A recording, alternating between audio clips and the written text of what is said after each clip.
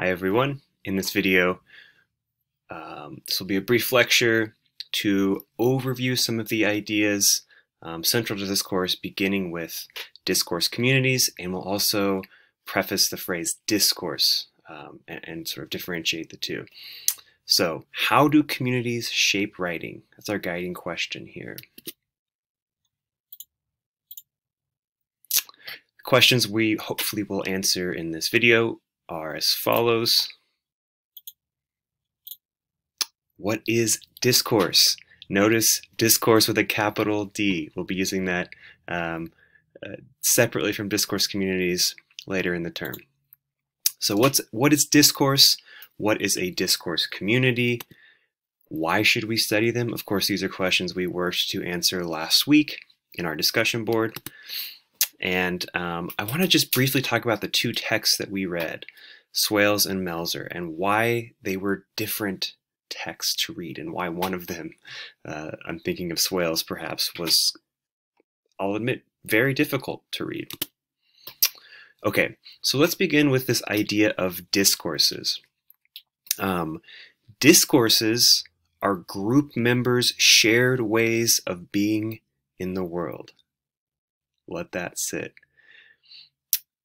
We all navigate multiple discourses successfully all the time.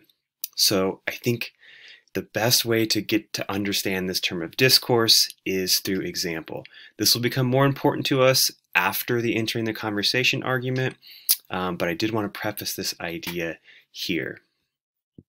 Of course, what we have established last week is that when a group of people, they share goals or purposes, and they use communication, whether that's spoken, whether it's language, whether it's written, to achieve those goals, that group using a discourse to achieve those goals is known as a discourse community. So, like I said, we'll briefly preface this idea of discourses, and we'll come back to it in more earnest after our first entering the conversation project that ought to be about week 6 or 7. But I do want to preface this idea. We haven't read Guy yet. We will. He's really the seminal figure for defining discourse in the way that we as writing scholars understand it.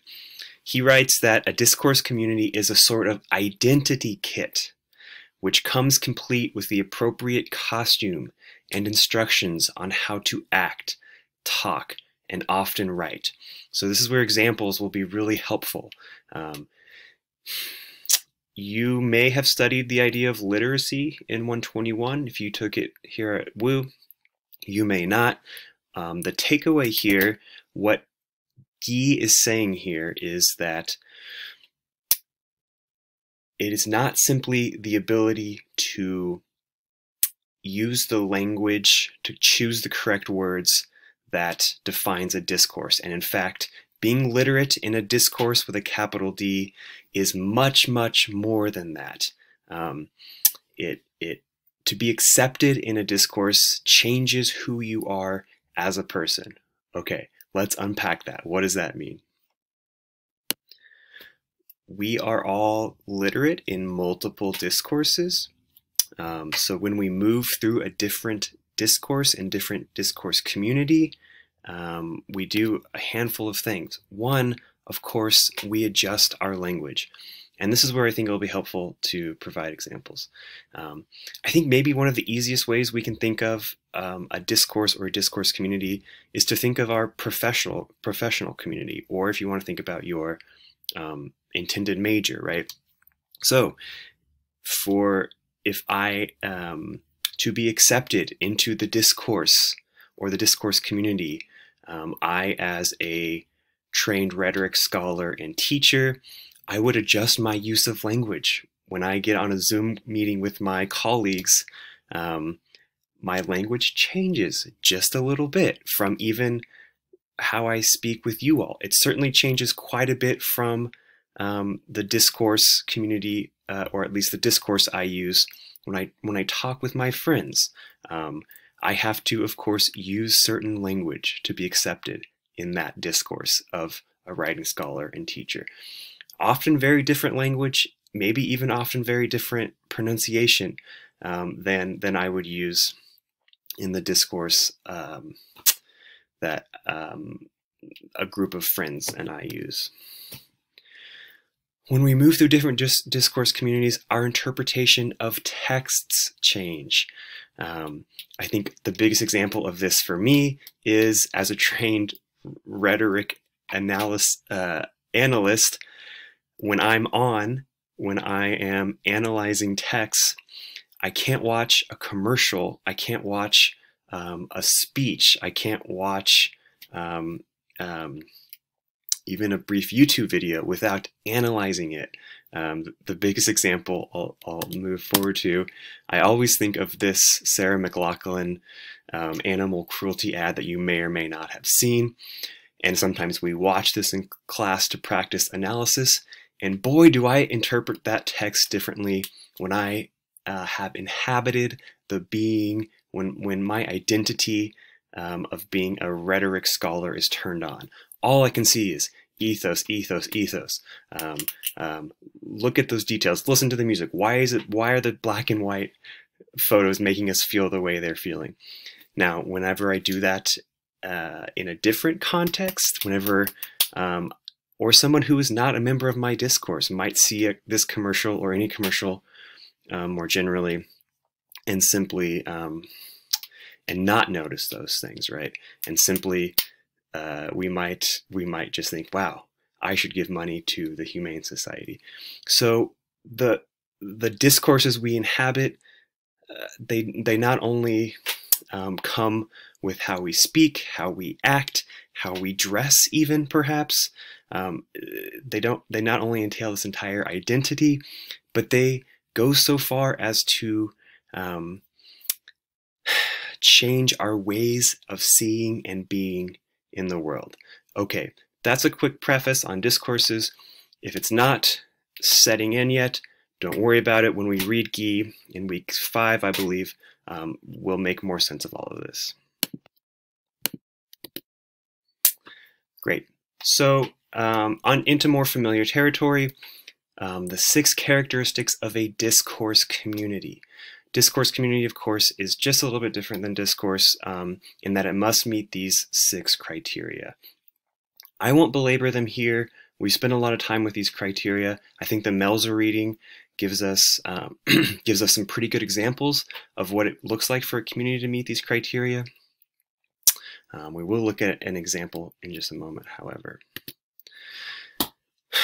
We practiced in our discourse, in our discussion board, we practiced this idea of a discourse community by asking, would this class that we are all in together be considered a discourse community? I think that question was answered quite well on the discussion board. I want to just I want to show you all how I would answer that question. And it's largely in line with what many of us said. But this will just help further solidify what it means, what these criteria mean in a discourse community. Does our course have a broadly agreed upon set of common public goals, meaning that we are all trying to achieve them? I think absolutely. We could look at the learning outcomes for the course, and then maybe you could argue that those are too general and that they don't apply to just the specific class that I'm teaching. So then we can move on to the specific assignments. We could, or we can move on to the rubrics of those specific assignments. We could look at the rubric for the discussion board expectations, right?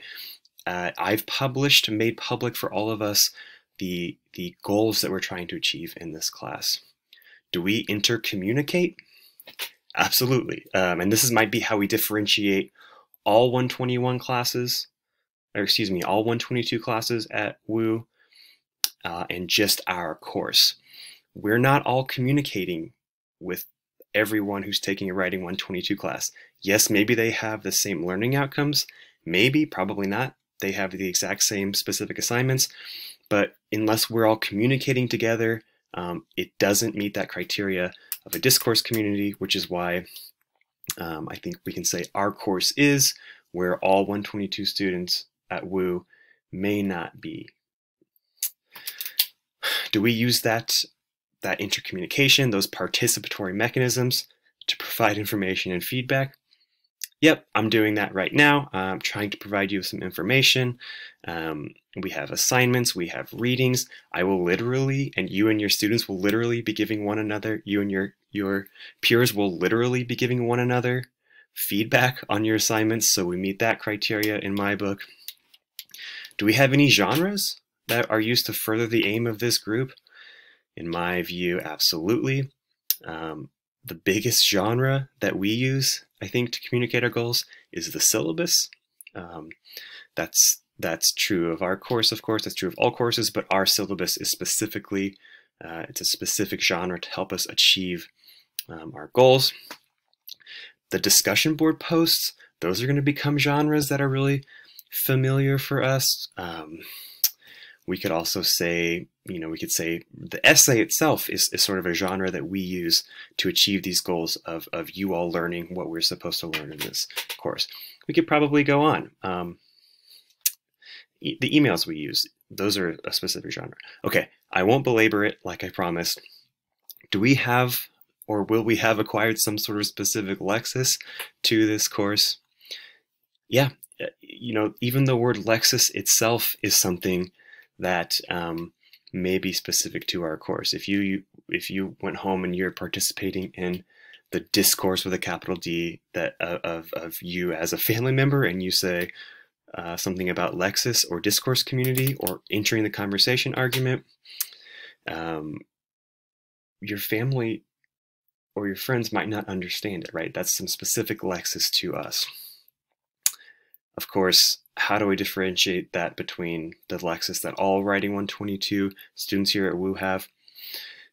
Maybe they are all talking about discourse communities. In fact, they should all be talking about discourse communities, but we might even have more specific Lexis as we talk about entering the conversation argument. I'll shortly begin,